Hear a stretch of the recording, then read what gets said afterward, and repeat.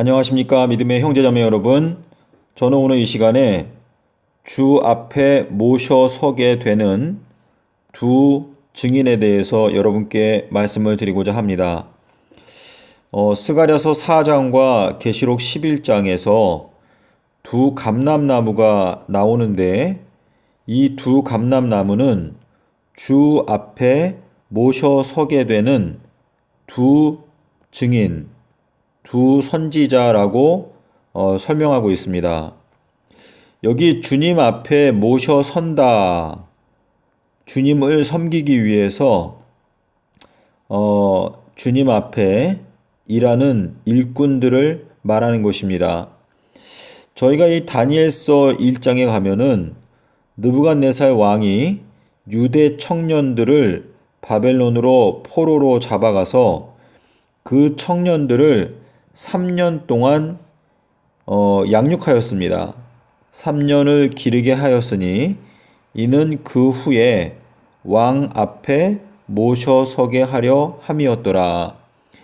자, 지금 느부갓네살 왕 앞에 이 모셔서서 이 왕을 섬기게 하기 위해서 3년 동안의 훈련 기간이 있다는 것을 이 다니엘서 1장 5절이 말하고 있습니다. 자, 우리가 누가복음 13장 7절에 가시면은요, 하나님께서도 이 사람들을 이 농사를 지으실 때 3년 동안 양육을 하고 그 다음에 그 열매를 구하신다라는 것을 알 수 있는데, 내가 와서 3년 동안에 열매를 구하지만 내가 열매를 얻지 못하였으니 이 나무를 찍어 버려라, 어찌하여 땅만 버리느냐라고 말씀을 하셨습니다. 자, 그래서 우리가 이 계시록의 예언을 올바로 깨닫게 되면 이 두 증인이 하나님의 사업을 하기 위해서 준비하는 기간이 3년입니다. 그리고 이제 14만 4천인들이 이 양육을 받는 기간도 3년입니다. 물론 저희가 계시록 12장 6절과 14절에 보면 1260일 동안에 양육을 받는다고 되어 있죠. 하지만 여러분께서 요 예언의 말씀을 정확히 깨닫게 되면 이 1260일 중에서 3년이 끝나게 될 때 바로 이 첫 번째 나팔이 불리기 시작합니다. 그래서 그때부터는 이제 하나님께서 나팔을 불면서 6개월만 더 지나면 너희에게 은혜의 시간이 끝나니까 빨리 이 14만 4천에 들어가기 위해서 진실된 노력을 해라 라는 나팔을 불기 시작하기 때문에 이 3년 기간이 14만 4천인들이 양육을 받는 시기라는 것을 알 수 있습니다. 자, 그리고 이제 대환란 기간은 흰 무리가 나오는 기간인데요. 이 흰 무리도 역시 3년의 기간 동안에 예수 그리스도께 나와서 회개할 수 있는 기회가 주어집니다. 3년이 끝나자마자 바로 이 7재앙이 내려지기 시작하게 될 것입니다. 자, 그래서 여러분께서 지금 이 두 증인은 이 3년의 기간 동안에 준비할 수 있는 시간이 있습니다. 그리고 그 두 증인이 준비가 끝나면 하나님께서 그 두 증인을 선택하시고 그 두 증인이 하나님 앞에 모셔 서는 때, 다시 말해서 두 증인이 이제 활동을 시작하게 되는 그 때가 2023년부터 2026년까지 1260일 동안 비가 오지 않게 되는 그 시간에 하나님의 그 선지자들로서 활동을 하게 되는 것입니다.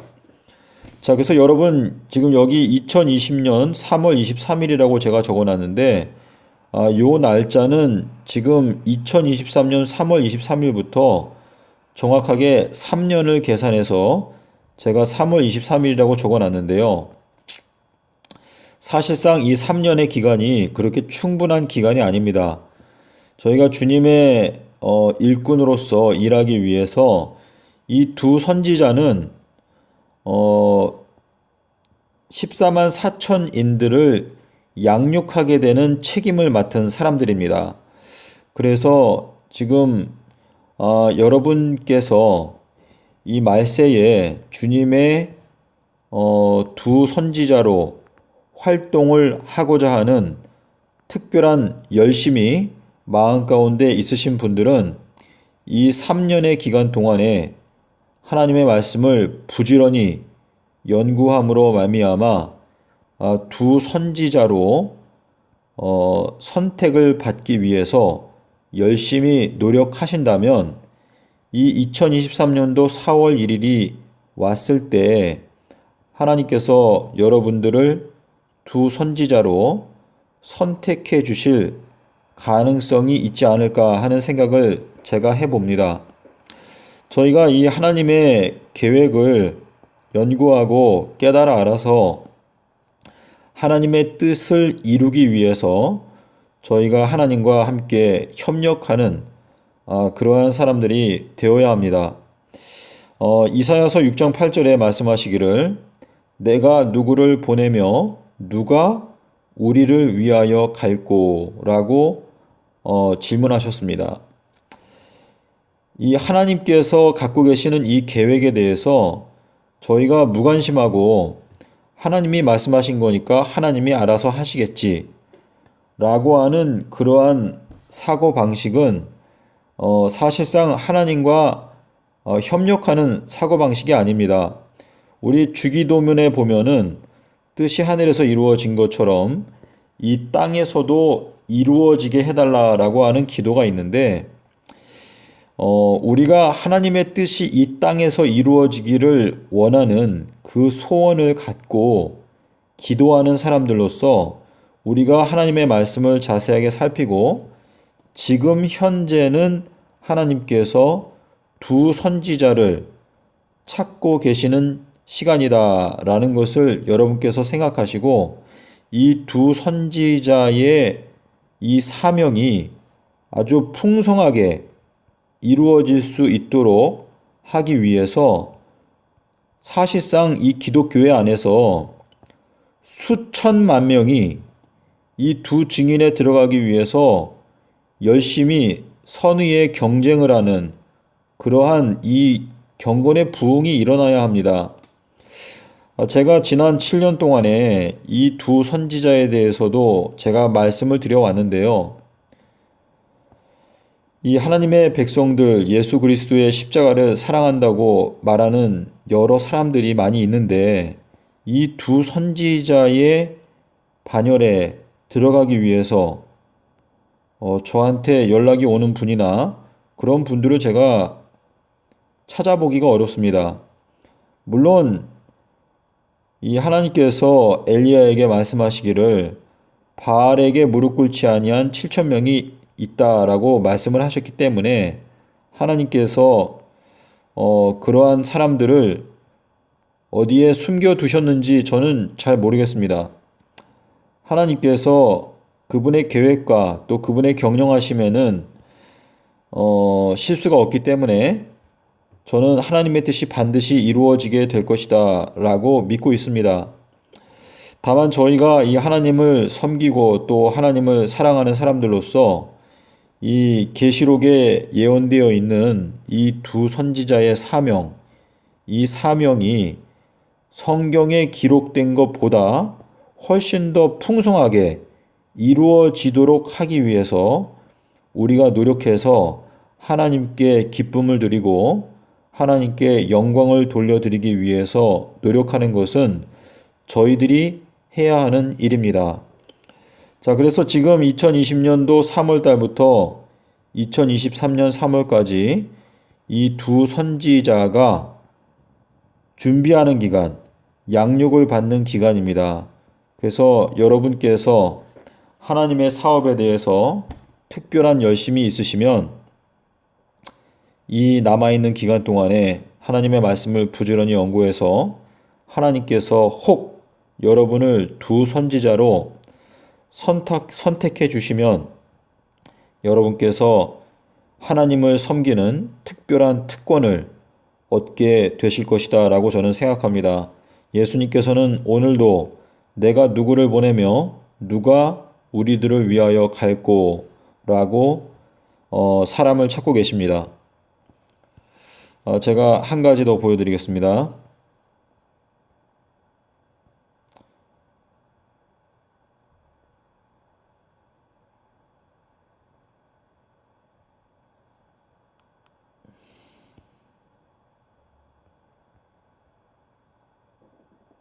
예, 제가 지난 영상에서도 이 화면을 보여드렸는데요. 지금 이 땅에 있는 25억의 기독교인들이 선택할 수 있는 길은 여기에 있는 네 가지 선택지 외에는 없습니다. 자, 여러분께서 엘리야의 사명을 감당하기 위해서 노력을 하시든지 아니면 두 선지자의 사명을 감당하기 위해서 노력을 하시든지 아니면 14만 4천인에 들어가기 위해서 노력을 하시든지 이 1번, 2번, 3번은 영생에 들어가는 사람들입니다.